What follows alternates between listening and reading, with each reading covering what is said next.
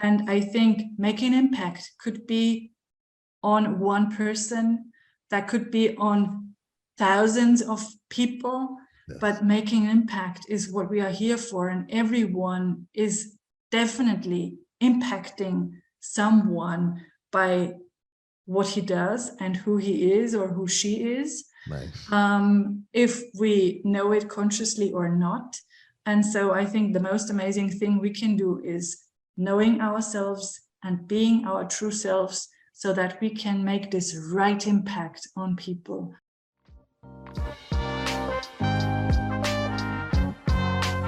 Welcome to the Audacious Living Podcast, hosted by my man, Audley Stevenson, the Odd Man. He'll unpack wisdom and insights from a cross-section of top quality performers in business, media, sports, entertainment, and lifestyle to uncover key elements to help you live your best audacious life ever. So without further ado, here is the Odd Man. Greetings and salutations, folks. It's Audley Stevenson, and we're back for another edition of the most audacious podcast the internet has to offer. This is the Audacious Living Podcast, and I appreciate you for being here as we continue our ongoing goal of helping our listeners live their best audacious lives ever.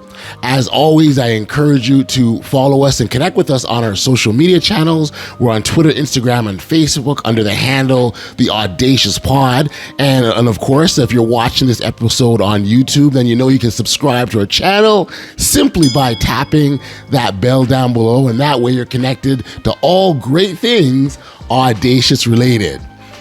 Now, we'll be talking about uncovering the greatness in others on this edition of the Audacious Living Podcast. And I gotta tell you, from an empowerment standpoint, helping someone to uncover their inner strength is undoubtedly one of the single most important things you can do for another human being.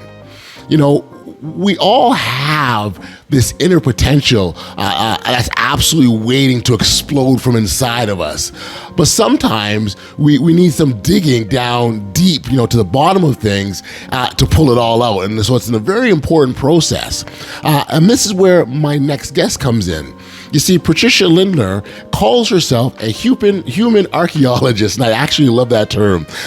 She's a human archaeologist, and she's all about digging deeper into the fullness of others and tapping into their wholeness in order to bring out the good stuff and really getting rid of the dust and the dirt that's keeping all those amazing gifts covered. And you think about the archaeologists, and they, when they go dig in and they go the rocks and they dust it off to find the shiny stuff. Patricia does a very similar kind of process.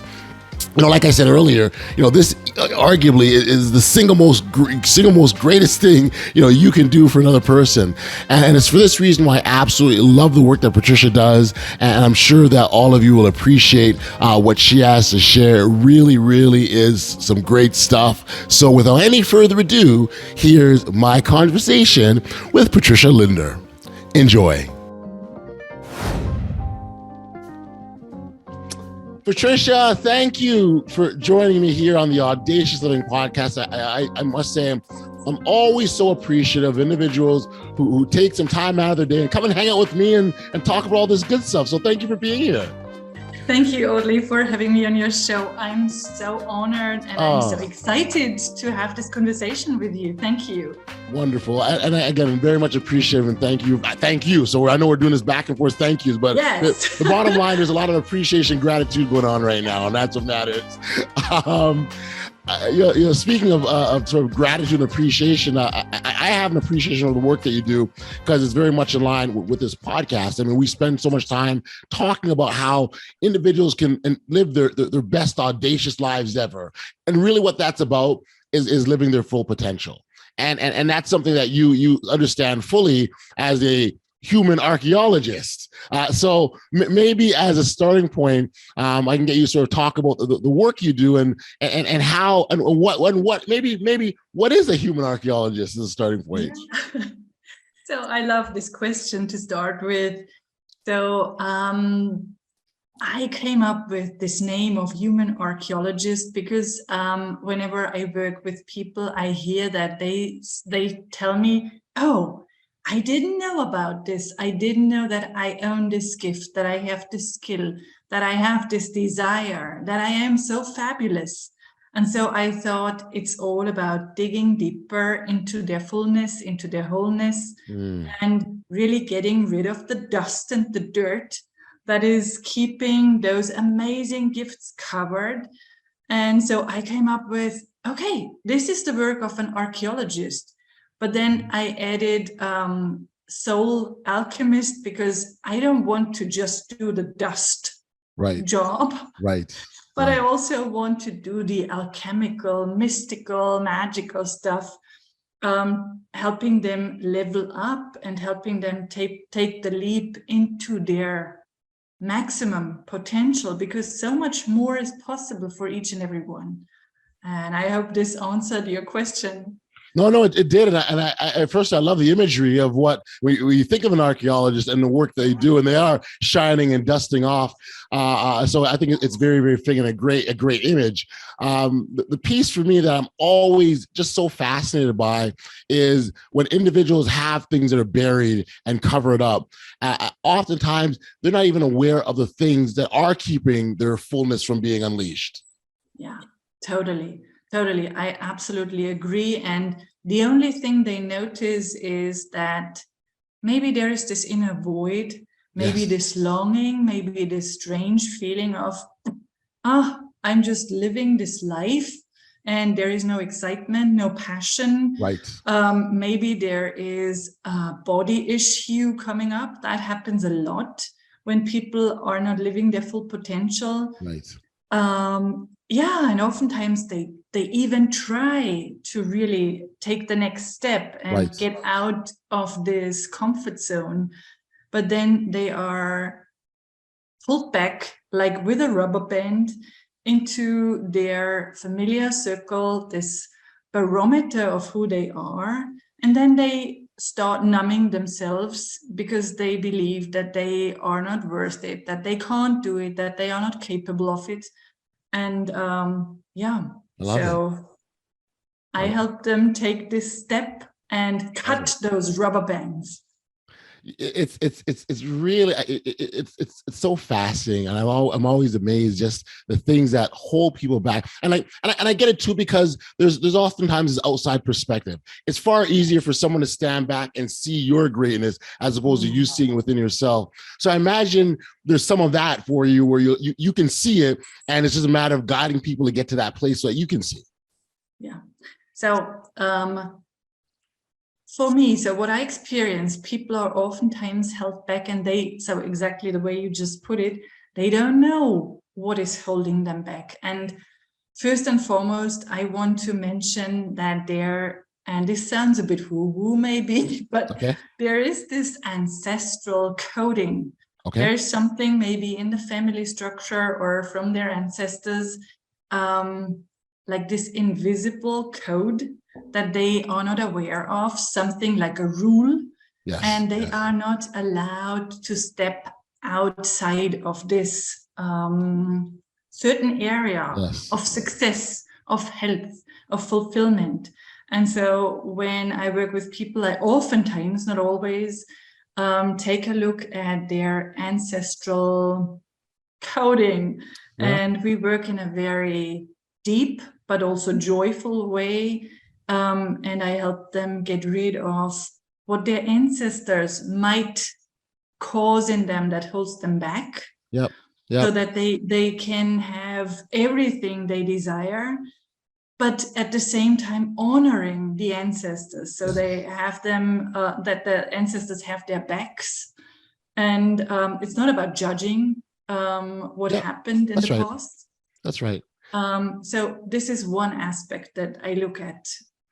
Another thing is, another woo-woo thing is that I work with human design, which is the energetic blueprint of clients that I worked with. And so they can see what is possible for me. This human design chart is just taken by taking their birth time, their birthday, and their place of birth. And it is much bigger than just the astrological work. And I need to say, it is not about putting them in a box. So you are this and that, and you can't change. It's painting a picture of that individual. That's what I'm hearing from you, right? It is opening them up to their intuitive guidance. So it is just opening up to something that is bigger than they know. They get some validation and they open up to more. They let themselves be guided by what they learn from their energetic blueprint. Right. So this is another way of looking at it. And whenever a blockage comes up, this rubber band blockage comes up, I have this magical wand that I work with, and this is something that I really love sharing with you.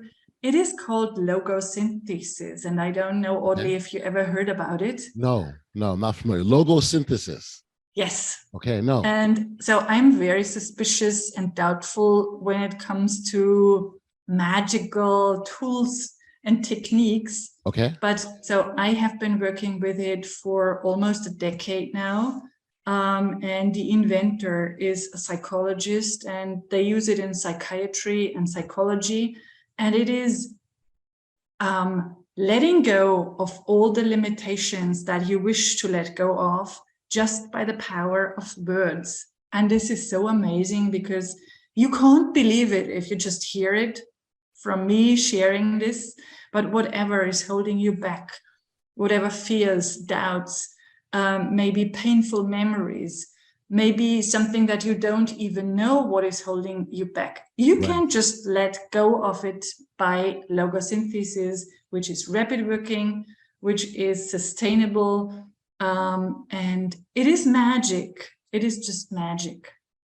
And how much of that is the power of belief? Because I think that's a significant aspect of magic, is you've got to believe it's working, right? And I mean, if you don't think it'll work, it's not that you're. I guess what my point is, the belief is a big part of the process. Absolutely, and I love this conversation because this is, I think, the mind is so powerful. And whenever you create bad things and restrictions and issues with your mind, you know that the mind is so powerful.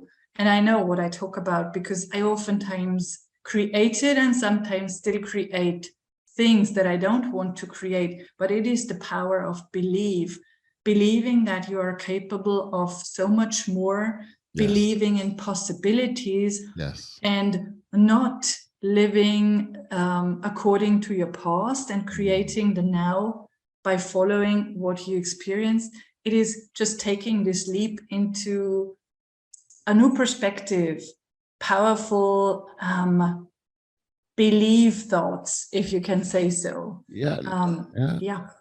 No, I love it, and I certainly love the points you made around just letting go of the past. Our past can follow us as long as we let it, right? And if we make that decision to be about the now and not get the past muddled in what you're doing in, I think we can help set ourselves up for success in future down the road.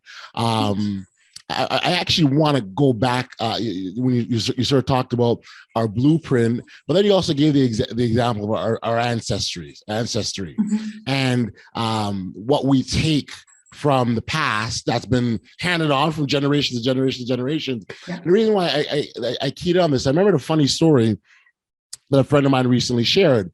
And they were talking about at Thanksgiving time, they have these turkey dinners.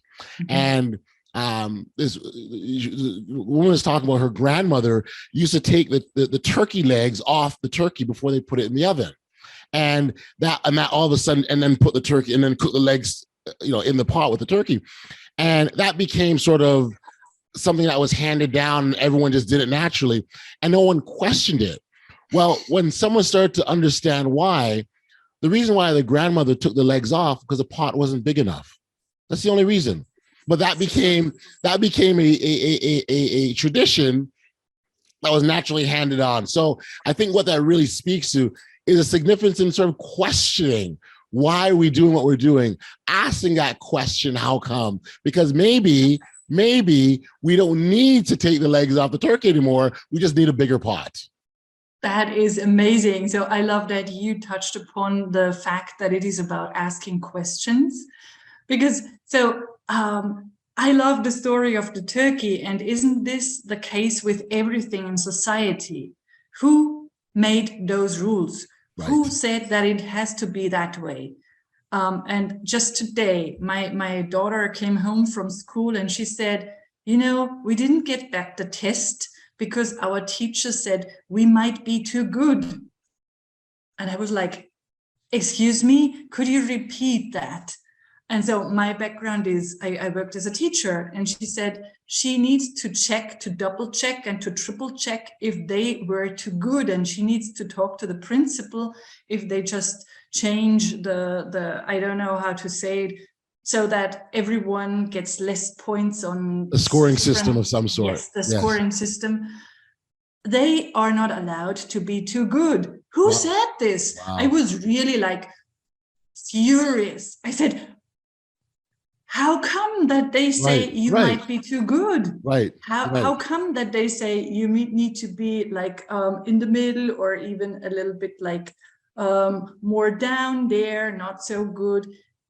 Why can't all kids just be perfect the way they are? Why can't they achieve good whatever grades? They want? Yeah. Whatever. And so isn't everything in society something that we should question, that we should maybe see from a different perspective? That's it. Yeah. I actually like the perspective approach, because I think really oftentimes life is really about perspective, and our perspective helps form our opinions and form how we see the world. But in order to do that, we've got to slow it down. We've got to stop and take a moment to absorb and understand. And I think once we can do that and let go of our own inhibitions too, that's the other part about it too. Let go of our own stuff, our biases, all that, because if you're holding on, then you can't hear perspectives. And if you can't hear perspectives, then you're not allowing yourself to learn, grow, or evolve. Yeah, absolutely. Absolutely. And I think this is when we put on those limitations, oftentimes self-inflicted, because we just copy and paste what someone told us about something. And so let's just ask questions. For example, how could things become even better? And just see what happens. And how could I expand into something bigger? And not just put those limitations out there every day. Once upon a time, people thought the world is flat until someone questioned, right? So I think that's a really good example. You mentioned earlier that your background as a teacher. I wonder if you could sort of talk about how your work that guided you, brought you to this point that you're at now. So you want me to talk about how I transitioned? Yeah. I'm curious to the then and the now. So I used to work as a teacher, and I even worked in this leadership position of coaching and teaching teachers after university. And I really loved this job. I really loved being a teacher and a teacher's trainer.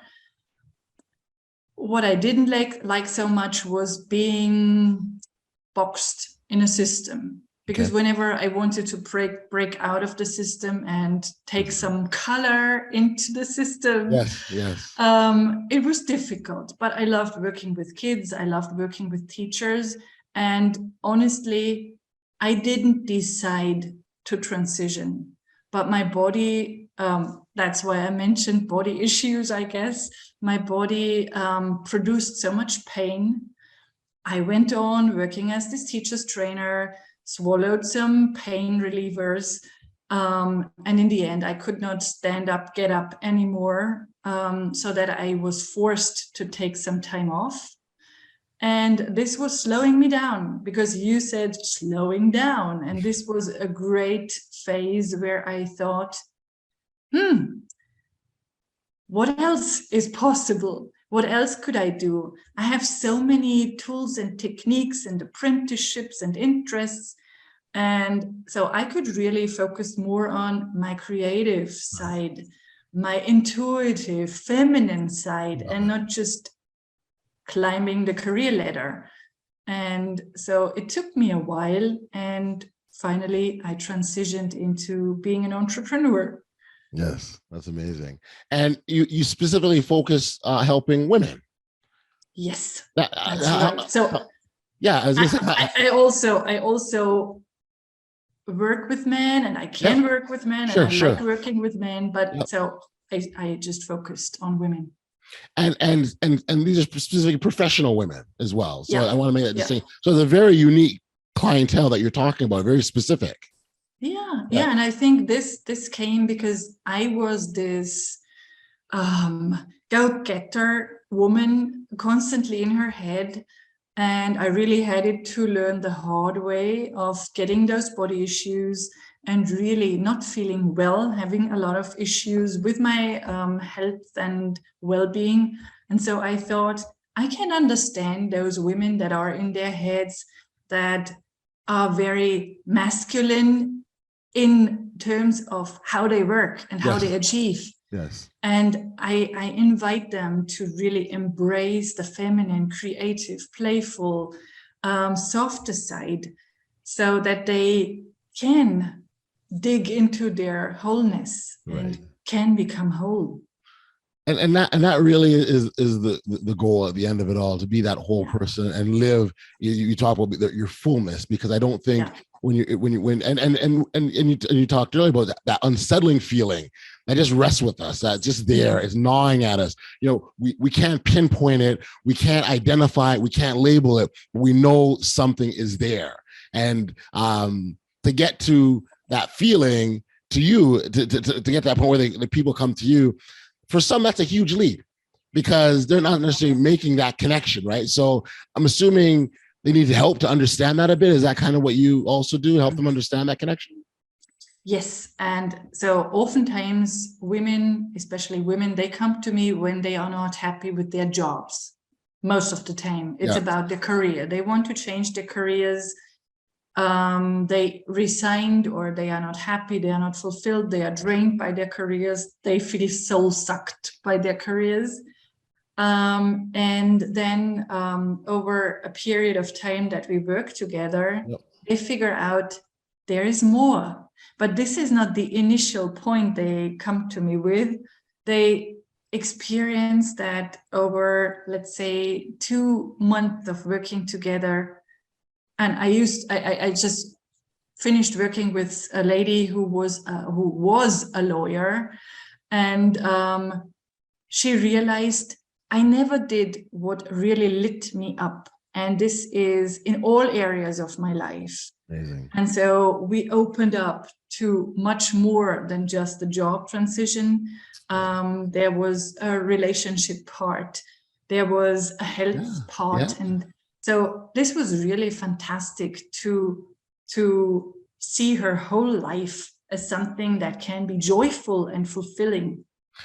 I'm so glad that you raised that point, how wide reaching it is, right? We oftentimes think this is just one aspect of our lives, but we as individuals, we're whole individuals, and all of these things make up who we are. And so it's not just about, like, who you are at work isn't a different person at home. You're the same person. So I think that's a really good point, talking about how everything affects all aspects of our lives. Yeah. And oftentimes I start with this wheel of life when I onboard clients, and this shows them in a very visual way.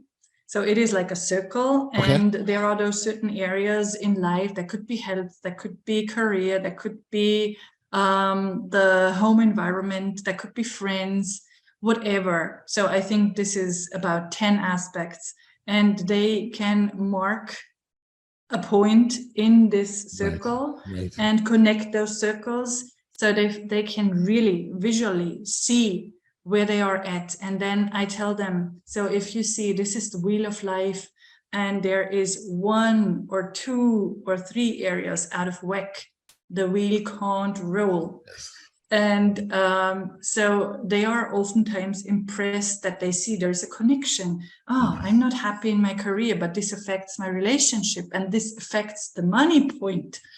And so I love working in a very grounded and visual way. And so this is oftentimes a good start for people. I just love it. I just love it. I love the whole process in terms of the complete individual, because what you're really doing is setting people up for success. And the other part, we talk. So, for example, we talked about what gets handed on between our ancestors. Imagine someone who is now living that fulsome life, what they can hand along to their ancestors. So, as much as we're not just doing it for the now. We're doing it for everyone that follows after them potentially. Yeah, this is great. Because that's what I thought. So as I worked with kids, and I thought, oh, that's so sad. Now I'm leaving this group of people, and I don't work with kids anymore. That feels bad. But then I realized just exactly what you said, helping women, helping adults change their perspective, grow into their fullness, setting them up for success. Is like this, it affects their kids and the following generations. And because what really happens is they see the manner in which you operate, and they and they watch, and we know children are very observant, and they see the manner in which you operate, and they just adopt that's just the way it is. Right. So if I'm going after my goals, if I'm taking risks, if I'm being bold, if I'm being happy, that's just the way it is. So I've got to follow as well, which is amazing. So amazing. Yeah, because you set the tone to what their lives might look like. And I see this with my kids. Whenever I feel drained, I see that they are observing the way that I behave, the way that I really get out of this. And this is really learning by example. And so I think it is good to liberate yourself for yourself and for your kids and for generations to come. Reminds me of a story a few weeks ago. I was with my son. My son is 16 years old, and we're driving, and we're just sort of talking randomly. And he said, out of the blue, he said, Dad, you're really inspiring. And I was like, whoa, okay. So I wanted to explore this, and I said, so tell me how I inspired you. And he goes, I see the way you engage with people. I see the way you talk to people. And it shows me that I need to speak up, because sometimes I can be quiet, but I see that you do it, and that's how I can be. So now I find myself, I'm speaking up more. And that's exactly what we're talking about, right? We're laying the foundation, not because I'm saying you must do this. We're laying the foundation simply through our actions and showing, as opposed to telling, here's how you can live your life. Yeah. This is fabulous. And isn't this the biggest compliment? Oh my God. It really, I remember that moment. I was like, okay, my job here is done. I've done it all, right? Like there's nothing left. My 16-year-old son doesn't need me anymore, right? I want to talk about as I was going to say the concept, but I'm not sure the concept of living a fulfilled life. Right. And that's going to look different for different people based on where that individual is at. I wonder if you sort of talk about the significance of by living, that fulfilled life, and what, in terms of what you can do for yourself. Yeah. So this is different for everyone. I'd agree. I think it is fulfillment in an emotional way, in a physical way, in a psychological way. The soul is important. So there are so many aspects. And that's why I work one-on-one with people, because I highly want to customize and tailor the work. And so for each and every one, it is not like me giving them a concept or a path that they can follow, but it is tapping into their compass from within, so that they know what they want, they know what lights them up, they know what they desire, and they can really walk their path of most alignment and joy. And I think joy is the biggest indicator.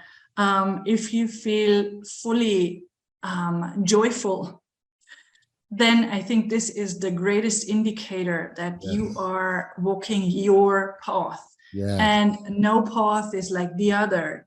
So maybe what fulfills you does not fulfill me, but I guess we have similarities. Yes. But I think it is up to the individual, and everyone should figure that out. And that's why I don't apply all the methods to everyone or with everyone, because some of them, they are not open to some aspects, but I can figure out what might help them to find out how to eliminate their passion extinguishers. Yes. So I hand them a match. I love that. I love that. To get rid of the extinguishers. And I also really, really appreciate a point around our individual path or individual journey. I mean, how often do we see, we look at others are doing and go, oh my goodness, and look at what the journey they're on. And I'm going to do the exact same thing, and totally failing to recognize that person that we're admiring, and not that we can't take things from them, and not that we can't learn lessons from them, but the path that they're on works for them. And we need to do work for ourselves to figure out what our own individual journey is. And it could be similar, but it doesn't necessarily mean it's the exact same. Yes. And I learned this when learning about doing business. And that was my biggest learning field, that I thought I want to take those approaches from all those successful entrepreneurs, coaches, business coaches. And in the end, I figured out that I'm not a person that works with the masses. I'm the one who wants to be colorful. That's what lights me up. I want to be out of the box, and I don't want anyone to tell me, you need to show up that way. You need to use that wording. I want to do what lights me up. And it took me quite some years to get there. And that's why I'm such a big fan of disrupting the norm, just for that reason, that you're not following the status quo. You're not doing what's been done before. You're blazing your own trail, so to speak, and getting away from what traditionally is done. And I think the more of that can be done, the more you can find your true self, as opposed to finding someone else's true self based on their own journey. Yes.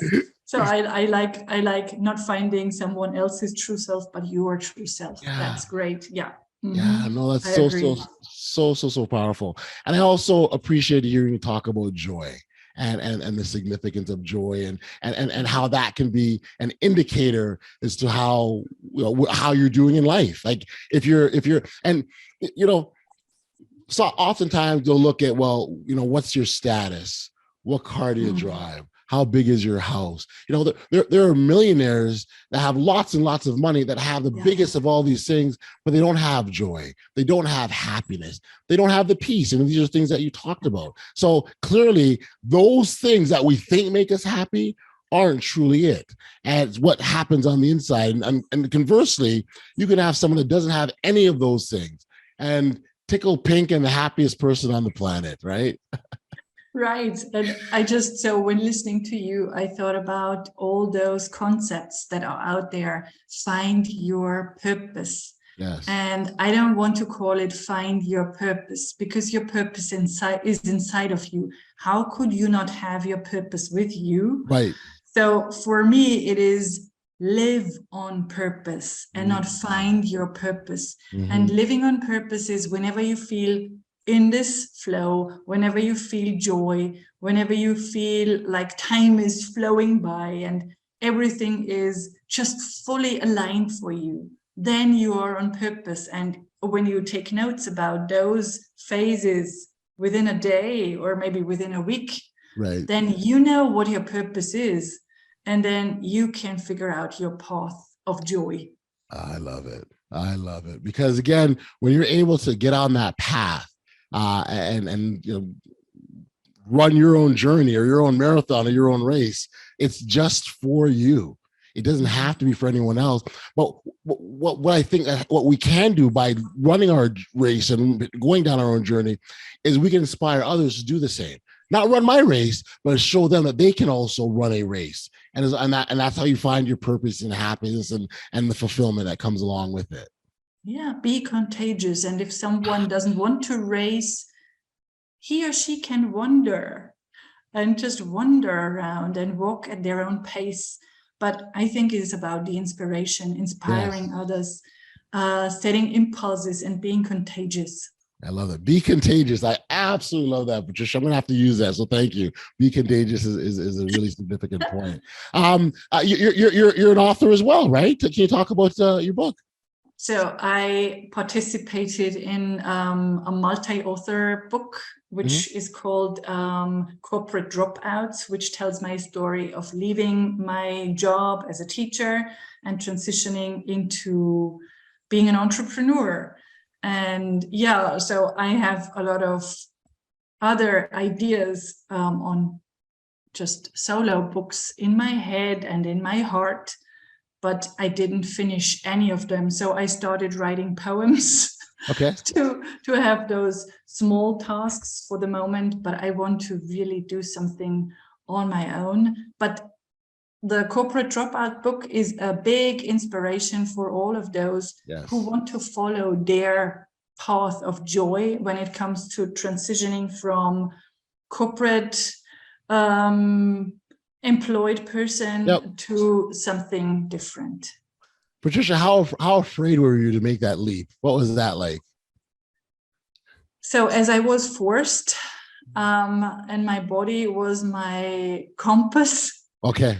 I had quite some time to really figure out how to move on. So in all fairness, I need to say that this gave me some time to really think about that, feel into what else is possible. Then I also have to say, in all fairness, that my husband supported my transitioning a lot. And I think this is something that helps a lot to transition, because when people say, well, just do whatever you feel, this is not so true, because we all need to survive. We need to earn some money.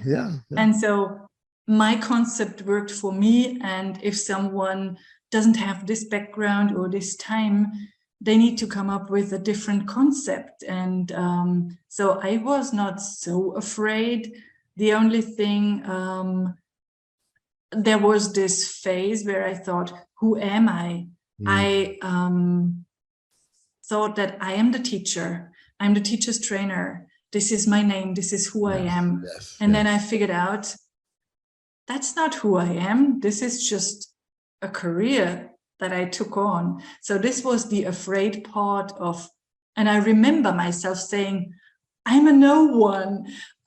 This is like the dark night of my soul. What should I do with my life?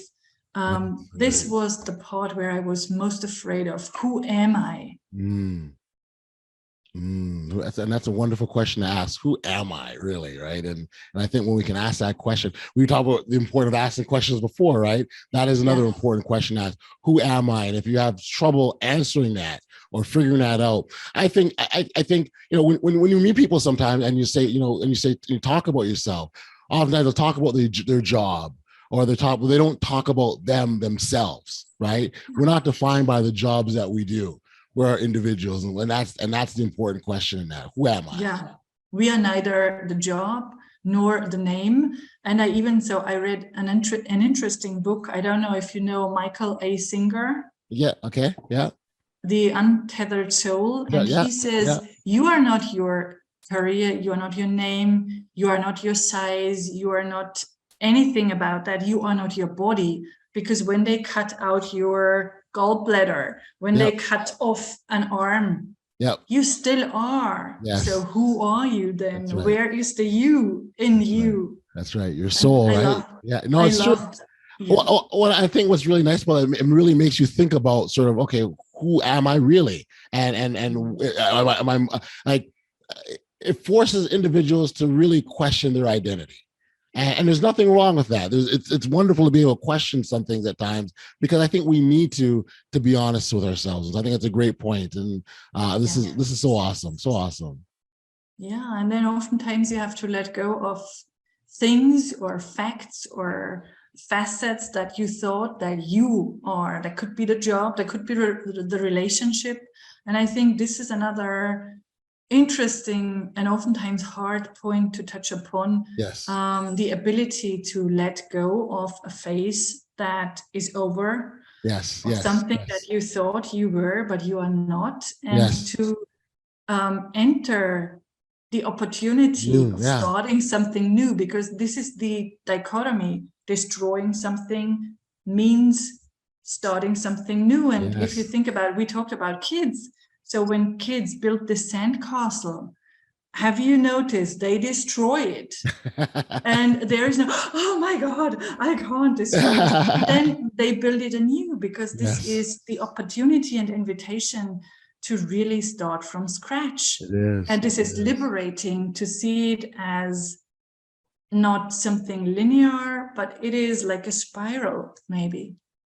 I truly believe that, you can't walk into that door of new possibilities until you close the one behind you. Yes. Like you just can't. You can't have them both open. And so once you're willing to, and I totally understand, the issues around the separation, and maybe there's anxieties around it or feelings of the attachment. I understand all that. But if the goal is to move forward, then that individual also needs to recognize that door's got to close. It's just got to close. So, so good. Such a good point. Thank you for raising that. This has been a great conversation. And one thing I want to ask you about before we go is you have these pillars, these 4 I's that I read about in there is inspiration, impact, intuition, and integrity. Integrity.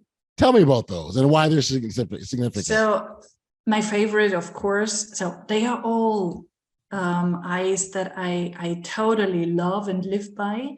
So I think the most important one for me is intuition. Okay. Because I think this is really rediscovering who we are without all the attachment, without all the attachment, without all the things that we thought we are. It is really listening to this deep voice inside ourselves. And this is what I do for myself. And this is what I do when I guide people through a process. I always listen to my intuition, and I don't base decisions or my work upon facts only. So this is the biggest thing. Integrity. I think everything goes hand in hand. Integrity is just following this path of joy, following what is your purpose, and not selling your soul because of outside success or because of what people might think about you, how they might judge you, but just do what you need to do and be who you need to be. This person of integrity. And then there was inspiration. That's what I already touched upon when I said I don't give people a path and tell them this is the next step and this is the next step and this is the next step. It is an inspiration. It's an invitation. That could be another I. That's the 5th I. And so this is what I'm all about. I'm all about being inspired by what people tell me, not following everything that people throw at me, and inspiring others. And now I forgot about the 4th I. Could you just... Impact. Yes, of course. And so making an impact. And that could be in a very small way. And I don't want to so judge is not the right word, but I think of the story that you shared with your son. This is nothing that is like this big Amazon bestseller. No, it is your highly valuable, amazing story, this big compliment of your son. You made this amazing impact on your son. Yes. And I think making impact could be on one person, that could be on thousands of people, Yes. but making impact is what we are here for. And everyone is definitely impacting someone by what he does and who he is or who she is. Nice. If we know it consciously or not. And so I think the most amazing thing we can do is knowing ourselves and being our true selves, so that we can make this right impact on people. That's why I put this on my list of eyes. Nice. I love it.